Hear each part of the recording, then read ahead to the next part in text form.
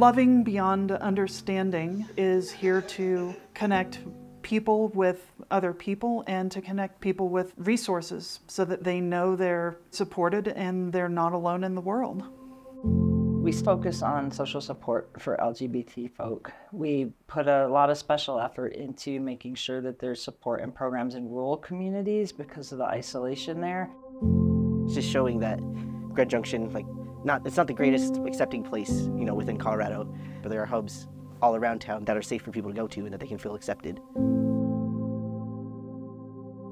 I'm Andi Tilmann, and I'm the founder and director of Loving Beyond Understanding, which is basically all things LGBTQ on the Western Slope, especially Mesa County. So there's really two things I set out to do when I started this. One was really respond to the most urgent and hidden needs of the LGBTQ community and what people are experiencing. The other was to reach rural communities and spread that out.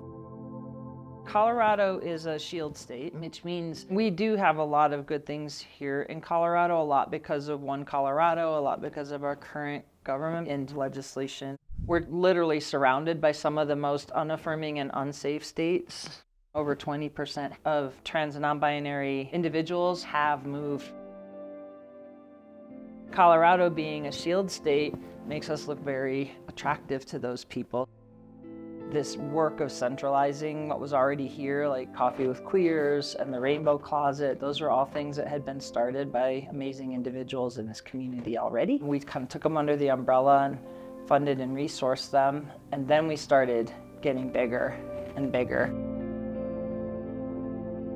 To me, clothing is basically like food and water. It's a basic human necessity, so being able to get people clothes and things like basics and necessities like that, it's great to be able to get people the things they need.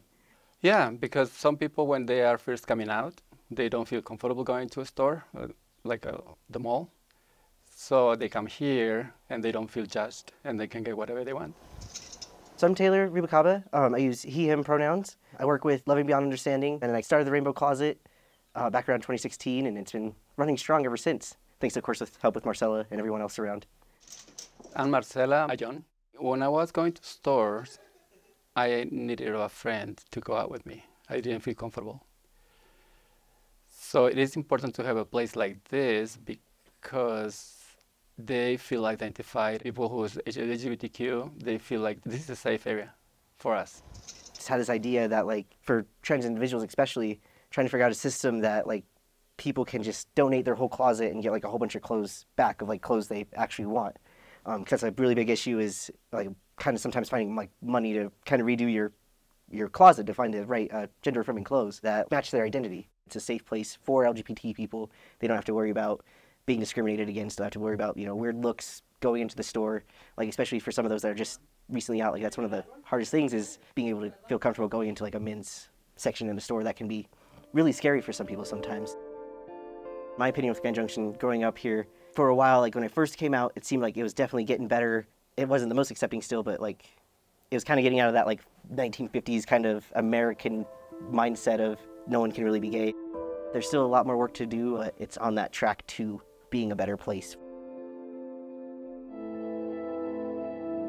There's real damage done when there's only one story told, when a group of people get simplified down into one stereotype. My name is Evelyn Drollinger Smith, and I'm currently a student at CMU. I'm also running the Center on 9th, which is our sort of satellite queer safe space for CMU students. Someplace close by, close enough to walk, and it's small enough to feel like it's theirs. I try to make sure that if anyone is having trouble with food, shelter, or anything like that, having a beacon lit where people can go and find out that not only are they not alone, but their experiences are the same. It is such a huge relief to find out you're not a weirdo. I regret pretty regularly that I didn't figure out who I was earlier in my life. Trans people just weren't talked about. I've made a point of trying to be open about it so that someone younger than me, more more vulnerable or less certain in themselves maybe won't have to deal with it.